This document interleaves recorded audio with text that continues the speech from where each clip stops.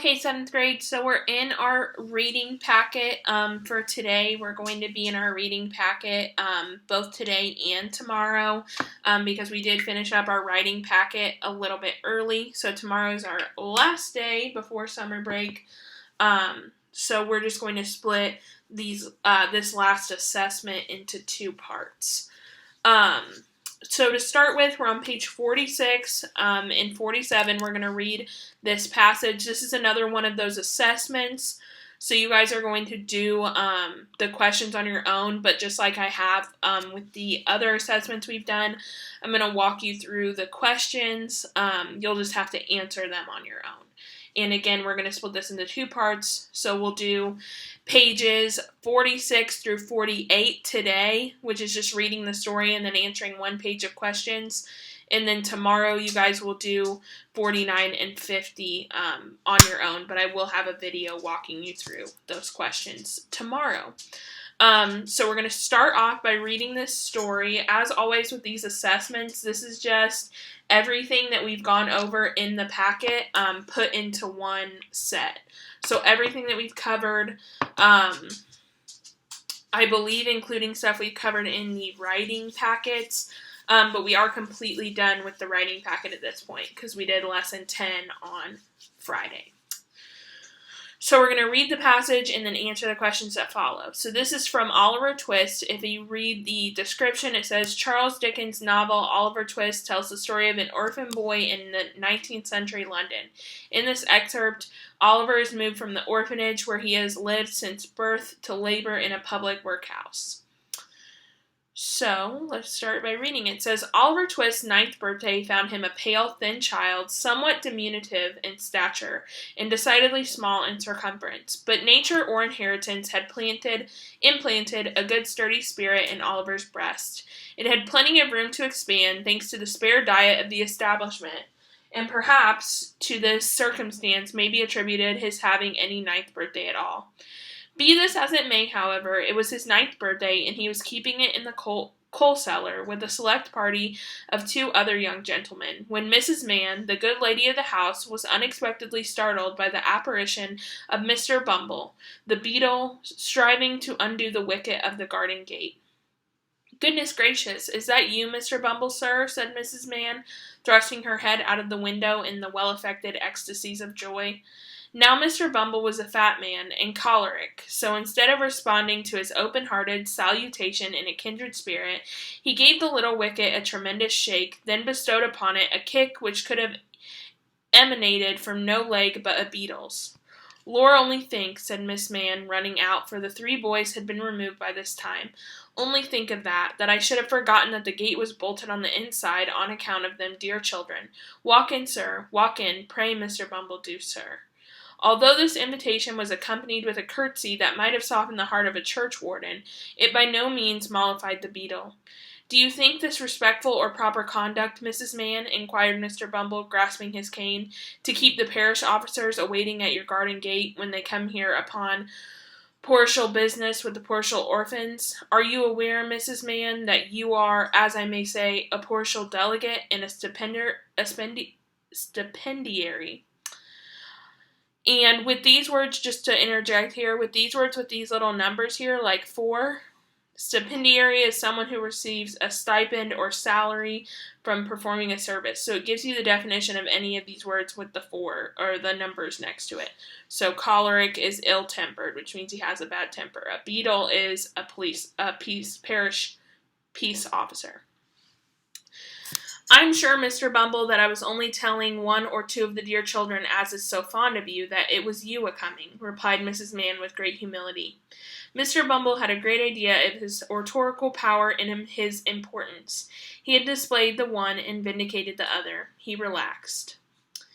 Well, Mrs. Mann, he replied in a calmer tone, it may be, as you say, it may be. Lead the way in, Mrs. Mann, for I come on business and have something to say. And now about this business, said the beadle, taking out the leathern pocketbook. The child that was so half-baptized Oliver Twist is 9-year-old today. "Bless him," interposed Mrs. Mann, inflaming her left eye with the corner of her apron. And notwithstanding an offered reward of £10, which was afterwards increased to £20, notwithstanding the most superlative, and may I say supernatural exertions of the part of this parish, said Bumble, "we have never been able to discover who is his father, or what his mother's settlement, name, or condition." He added, "Oliver being now too old to remain here, the board have determined to have him back into the house. I have come out myself to take him there, so let him see me at once." I lost my spot. There we go. "I'll fetch him directly," said Mrs. Mann, leaving the room for that purpose. Oliver, having had by this time much of the outer coat of dirt which encrusted his face and hands removed, as could be scrubbed off in one washing, was led into the room by his benevolent protectress. "Make a bow to the gentleman, Oliver," said Mrs. Mann. Oliver made a bow, which was divided between the beetle on the chair and the cocked hat on the table. "Will you go along with me, Oliver?" Mr. Bumble said in a majestic voice. Oliver was just about to say that he would go along with anybody with great readiness, when, glancing upward, he caught the sight of Miss Mann, who had got behind the beetle's chair and was shaking her fist at him with a furious contentiousness.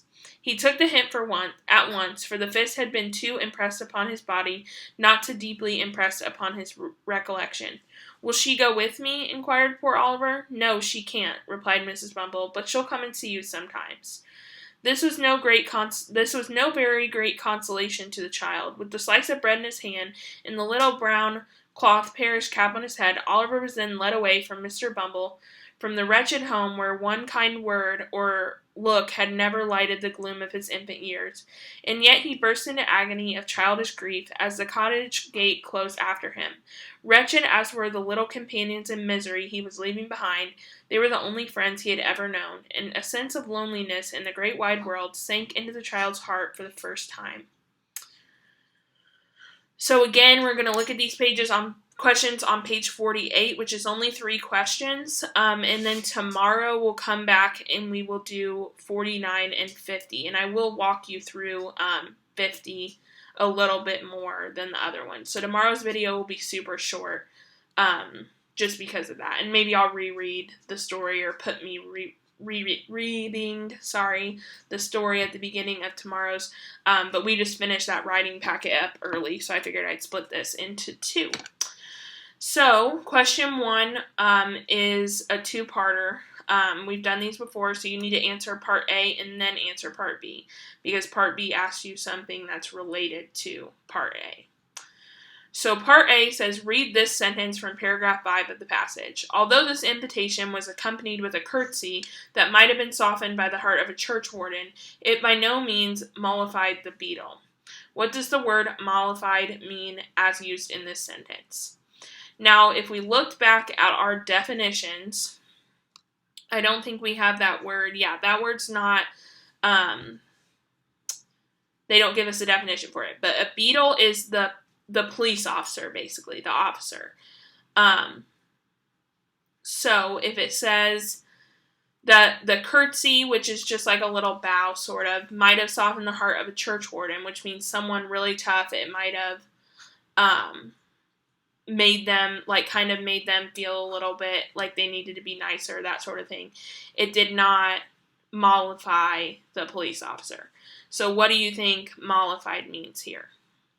Do we think it means surprised, soothed, pleased, or irritated?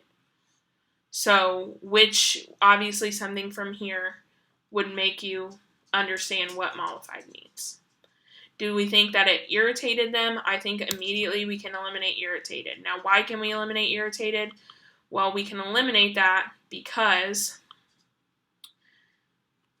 if it would have softened the heart of a churchwarden, does that mean it would have irritated them? No, it means one of these 3. Okay? And I think we could also eliminate surprised, because if you're softening someone's heart, you're not surprising them, right? Then the second part, which I've kind of been giving you a hint when I've been explaining part A, is which of the phrases from the passage best helps the reader understand the meaning of the word mollified. So you need to, based on your answer for this, decide which one of these best helps you to understand that definition. 7 says, why does Mr. Bumble visit Oliver in the orphanage? Again, Mr. Bumble is the beadle or the peace officer. So Oliver is having a birthday party, and Mr. Bumble comes to surprise Oliver. Is he having a birthday party? A fancy birthday party, and Mr. Bumble's just coming to the party? No. So let's go ahead and eliminate that right away, because that's just not the answer. Mr. Bumble has information about Oliver's parents, and he came to tell Oliver. Mr. Bumble knows Mrs. Mann is very unkind to Oliver, so he wants to find him a family. Or Oliver is too old to stay in the orphanage, so Mr. Bumble might place him somewhere else. Well, if we go back into the story, we know that it says, in paragraph 12 here, it says, we've never been able to discover who is his father or what his mother's settlement name or condition. So we know here that B is also not correct, because they've never been able to find information on his parents. So he's clearly not coming to tell Oliver about his parents, because he says they still don't know who they are. So it's either C or D. So again, tomorrow we'll come back and we'll look at page 49 and 50 together, because we did finish the writing packet early because one of those pages was similar, or was the exact same, as something we've done in the reading packet before. So we are completely done with the writing packet, but we'll finish this off tomorrow. Make sure that you guys are staying safe, and if you need anything, just send me a text at my Google Voice number, or call or email, whatever works best for you.